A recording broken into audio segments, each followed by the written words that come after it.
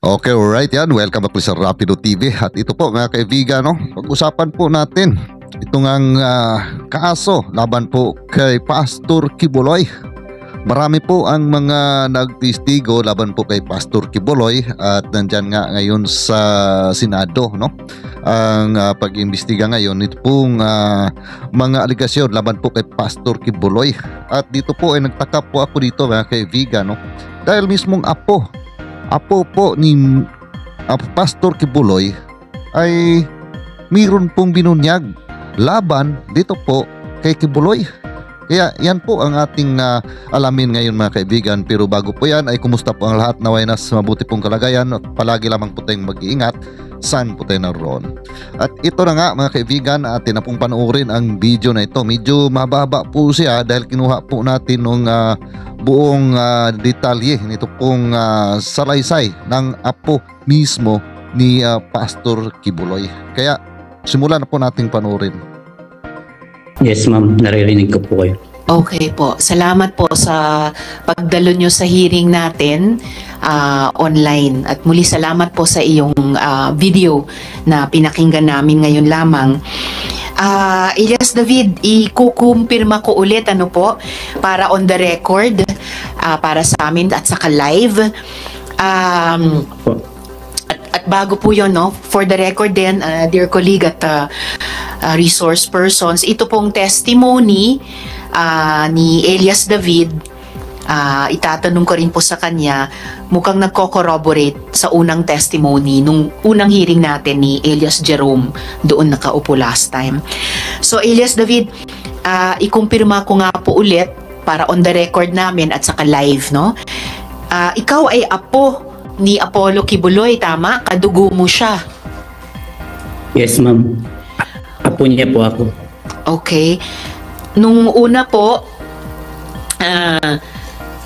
natatakot kang lumabas, sabi mo, at ikuwento ang iyong kwento. Sandali mga kaibigan, no? Siya po ay apo ni Pastor Quiboloy. So ibig sabihin ay kilala po siya ni Pastor Quiboloy. So bakit nagsuot po siya ng maskara, no? Mga kaibigan, yun po ay isa po sa napansin ko, dahil nga ay apo siya, posible na hindi po siya kilala ni Pastor Quiboloy kung siya man po ay talagang apo, di ba mga kaibigan? So yun lang po ang aking napansin, Bakit ka natakot? Natatakot ako ma'am simula nung lumabas kami dahil puno ng bully yung ginagawa sa amin ng mga ibang worker. Palagi kaming sinasabihan na hahabulin kami ng angel of death. Sino naman yung angel of death na yun? Hindi ko po masabi kung sino po yun ma'am kasi nung taong 2018 may mga kasama akong dating full-time worker na ganito rin yung kaso nila, lumabas din sila at meron din silang against sa loob ng kingdom. May 3 akong kasamahan na namatay. Lahat binaril sa ulo. Oh my God. 3 po yun sila. Hindi ko po masabi na taga-kingdom ang pumatay, pero buong buhay po namin dyan umikot sa loob ng kingdom. Kung lumabas man kami, wala naman kaming kaaway. Napakabigat nung huling binanggit mo, Elias David.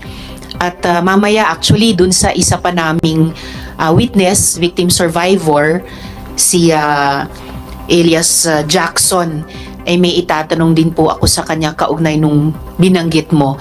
So nabanggit ko nga kanina, yung video mo kanina ay nagko-corroborate dun sa bahagi nung unang testimonya ni Elias Jerome. At mamaya naman dun kay Elias Jackson, itatanong ko rin itong huling binanggit mo na may 3 kang kasama na lumabas din,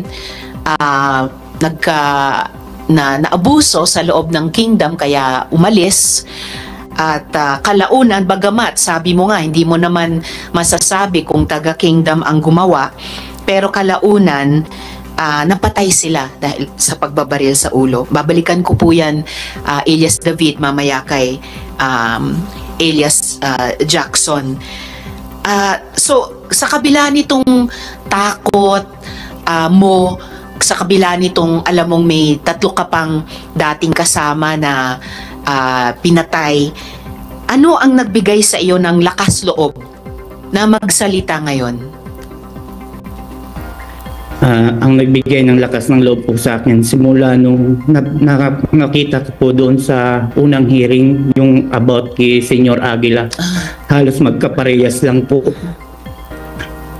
At nabigyan din ng katarungan yung mga biktima doon. Kaya yun ang alam ko na baka bigyan din kami ng katarungan at dinigin din kami. So ito po mga kaibigan, no, nabanggit po niya dito yung pong nangyayari kay Senyor Aguila, no. So dito po sa kanyang sinabi, mayroon nga pong pagkaparehas, di ba? Kasi po itong si Pastor Kibuloy ay nagpapakilala din po siya na anak ng Diyos. At yun naman pong si Senyor Aguila ay ganun din po, nagpakilala po na siya ang Mesiya, no? So anak ng Diyos din po siya, no, mga kaibigan. Pero doon po, yun nga ang napansin ko lang, kasi ito po, tingnan natin, di ba? Hindi po natin, kahit mata nga, hindi po natin nakikita, no? Doon po sa kay Pastor Kibuloy, yun pong mga minor de edad, siyempre, kasi minor de edad po yan, dapat po talaga takmat po yung kanilang mukha, no? Pero yung mga talagang sa tamang edad na po ay wala po silang kamaskara-maskara na ginamit po mga kaibigan, no, sa kanila pong pag-testimony laban po dito kay Senyor Aguila, no. Pero ito nga, no, dito po sa kanyang salaysay malalaman po naman na kung sino po siya dahil ay dinitalye po niya mga kaibigan. Kaya patuloy pa lang po natin ito. Yun din ang layunin ng komite, alias David, na kung ano po yung findings na mapatunayan namin ay makatulong sa inyong lahat na victim survivors na makahabol ng hustisya mula sa ating gobyerno. Mabutit na nasubaybayan mo pala yung isa naman naming investigasyon dito sa Senado tungkol kay Senyor Aguila, at mabutit nabatid mo na nagsimula rin silang magkaroon ng pirasong katarungan, no, hanggang sa ngayon. At ako'y nagpapasalamat talaga. Kami po sa Senado ay nagpapasalamat sa kanila, mga testigo noon kay Senyor Aguila, at ako'y nagpapasalamat ngayon sa inyo, mga testigo ngayon sa aming investigasyon tungkol kay Apollo Kibuloy. Tama ba, Elias David, na kasama mo yung witness nga natin nung nakaraan, yung binanggit kong si Elias Jerome, kasama mo, sabay kayong binartolina, pareho kayong nilagyan ng sili sa mata at saka sa ari, Grabe. at pareho kayong inutusang iumpog ang ulo nyo sa pader hanggang dumugo? Yes, ma'am. Magkasama po kami. Opo. Grabe ito. At tulad ni Elias Rene kanina lang, nagtrabaho ka rin sa SMNI, tama ba? Yes, ma'am. Cameraman po ako sa SMNI. Okay. Diyan po ako nagjo-duty sa Senate. So yan mga kaibigan, di ba? Dinitali po niya. So kilala na po siya. At sabi pa, apo siya ni Kibuloy. So alam po ni Kibuloy kung sino po yung nagtatrabaho sa SMNI na apo niya at naging kameraman. So di ba mga kaibigan? So hindi na dapat na magmaskara pa siya, di ba? At dito po sa kanilang mga salaysay na kung may katotohanan po ito, sa bagay, no, may nakita naman din po tayo, no, na talagang mayroong ginawa nga itong ano ni Kibuloy na ito, yung Kingdom of Christ, di ba? Yung mga panghihingi, may mga inutusan po sila mga kaibigan, at mismo ako po ay nakasaksi po niyan, no, dati, no, nung dyan pa ako sa Pilipinas, at hanggang dito nga, no, sa bansa na saan ako ay meron po na mga tauhan din po ni Kibuloy na dumating po dito na nanghihingi. Totoo po yung mga sinabi po niya dito. Kaya para sa akin po, para po klaro, dapat hindi na po sila magmaskara. At katulad po nung kay Senyor Aguila, no, at bigyan po sila ng proteksyon ng ating gobyerno dahil sila po ang mga witness na magpapatunay para itong ang kaso na ito ay talagang mag-prosper po, no, mga kaibigan. Huwag na po yung matakot tayo. Nasa tamang edad na po tayo, di ba? Kung talagang gusto natin na makakuha ng hustisya, bakit mag-maskara pa tayo, di ba? Doon sa mga witness, laban po kay Arnie Tibes na kinakatakutan po sa kanilang lugar. Halos po taga doon po yung mga witness, di ba? Taga Negros din po. Wala po tayong nakita doon na nagmaskara, di ba mga kaibigan? So dito lang po ako nakakita na sa tamang edad ay nagmamaskara. Halos hindi pa makita yung mata, di ba mga kaibigan? Congress, minsan sa Malacanang press con sa NEB. Dito mismo sa Senate, nakapag-duty ka na pala. Yes, ma'am. Detalyado. Nakapag-duty na po ako dyan. Okay, pati sa House, pati sa Malacanang bilang cameraman Yes, ng SMNI. Yes, ma'am. Okay, so naging kasama ka pala namin sa trabaho dati. Nagdagdagan lang yung Yes. dahilan na gusto naming marinig ang iyong katotohanan at makatulong kung sakali, no, sa paghanap mo ng hustisya. Elias David, narinig mo kanina yung testimonya ni Elias Rene, ano? Yes, ma'am. Okay. Kaya mo bang kumpirmahin, ito nga, yung sinabi din ni Elias Rene na wala kayong sweldo noon bilang mga empleyado? Yes, ma'am. Diyan kasi sa loob ng kingdom, ma'am, lahat ng mga nilalagay nila diyan sa TV station, lahat yan experience lang. Magsimula sa cameraman, lahat yan experience. Tinuturuan lang, wala pong sahod yun. Kahit po yung mga reporter diyan at yung mga anchor, Wow. wala rin sahod po dyan. Pero yung mga main anchor, katulad dati ni Mike Abe, may sahod yun. At yung ibang kilalang mga anchor. Pero yung iba po dyan, mga worker ni Pastor Kibuloy, walang mga sahod yan. Ako, grabe ito. May Walang outsiders, ano po, Elias David? Wala pong mga benepisyo. So, kino-confirm mo yung sinabi ni Elias Rene kanina, walang sahod, walang benepisyo. Pero may outsiders din sa SMNI, di ba? Gaya ni Lorraine Badoy. Yes, ma'am. Yung mga outsiders tulad ni Lorraine Badoy, may sweldo ba sila sa SMNI? Sa akin, ma'am, during my time, ang kasama kong tagalabas nung nandyan pa ako sa Kingdom, si Erwin Tulpo at si Mike Abe. Yun yung time ko. Pero ngayon, hindi ko na po naabutan yan, si Ma'am Lorraine Si Badoy. Miss Lorraine, okay. Salamat po. So, ang huling tanong ko sa inyo sa ngayon, kasi yung unang tanong ko sa iyo kanina ay talaga bang apo ka ni Apollo Kibuloy? Sabi mo, oo. Wala ka namang dahilan siguro para siraan ang sarili mong lolo, ano? Yes, ma'am. Wala po akong ibang dahilan. Ang inaano ko lang, siya mismo ang tinawag niya kasi ako nung time na hinuka kami, tumawag siya, minention niya yung pangalan ko. Ipinahiya niya ako sa harap ng maraming tao. Mahigit 2,000 tao yun. So ayan mga kaibigan, di ba? Halos dinitalye na po niya ang buong pangyayari, di ba?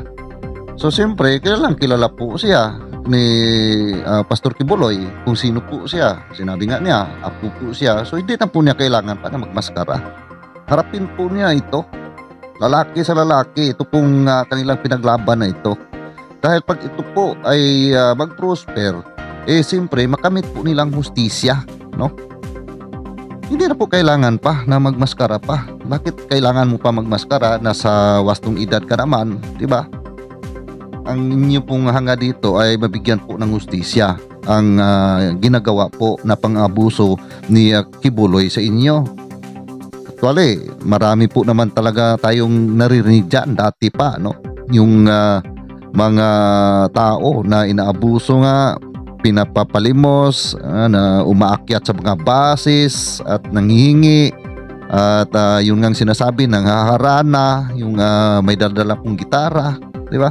Totoo po yan mga kaibigan, kahit ako po ay nakasaksi po dati dyan nung dyan pa po ako sa Pilipinas. At yun na nga ang sabi ko, pati nga dito sa bansa na nandito ako ay nakarating po yung mga tauhan na yan na naghihingi at tinatanong ko nga kung saan po dadalhin dyan nga po no sa Kingdom of Christ dahil daw meron daw silang mga tinutulungan. Yun po ang sabi no nung aking nakausap dito po sa bansa na kung nasaan ako ngayon. At yun na nga ay nalalaman ko na galing po dyan po sa church ni Kibuloy, yun pong mga tao na yun. So, dito po sa kanilang sinabi, meron po talaga na mga totoo na nangyayari. Iwan ko lang doon sa iba na kanilang sasabihin kasi hindi naman po tayo miyembro ng nasabi pong simbahan na yan. So, sila po ang magpatunay dyan. So, dapat po hindi po sila matakot. Para sa akin po mga kaibigan. Worker, doon niya sinabi sa amin kung ano ang mga parusang gagawin sa amin, katulad ng paglagay ng sili sa mata, pagpakain ng sili, Grabe, at paglagay ng sili sa grabe ari. mga abuso. So tinawag kang by name ni Yeah. Kibuloy nung hook up na yon. So kilala kanyang personal. Kilala niya po akong personal, ma'am, dahil nakapag-usap na kami ng personal Oo. dati. So kinikilala kanyang bilang apo niya.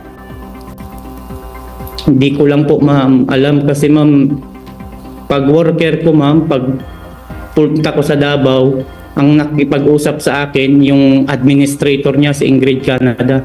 Siya yung nag-offer sa akin na mag-aral sa Jose Maria College sa GMC. Pero hindi po yun natuloy dahil sumunod na araw noon, binigyan na ako ng ticket sa barko. Biyahe kami ng Manila. Kasama ko yung mahigit 300 na bagong full-time, karamihan nun minor de edad kagaya ko. 300 na karamihan ay menor de edad pa. Yun na sila yung magmamalimos. Yes, ma'am.